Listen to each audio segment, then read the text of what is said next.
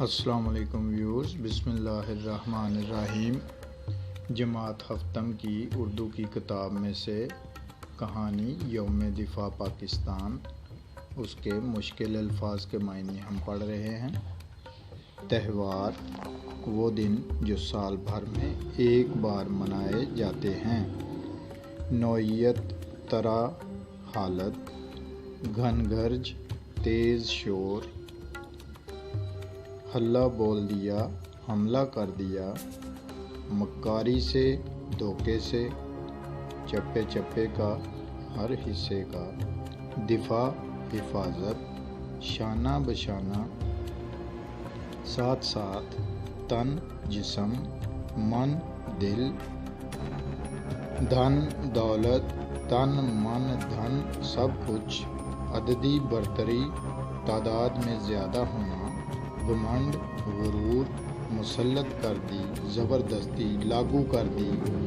تائید و نصرت، حمایت اور مدد، ہار گیا، شکست کھائی، دانت کھٹے کرنا، شکست دے دینا، رقم کی لکھی، خبر رساں، خبریں دینے والے،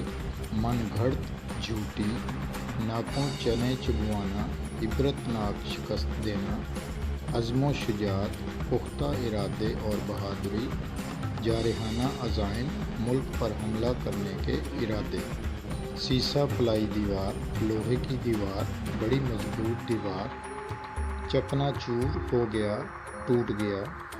جوہر دکھانا، کارنامے پیش کرنا، جان کا نذرانہ پیش کرنا، جان دینا، گمان تھا، خیال تھا، سکت، طاقت، فولادی، لوہے کی،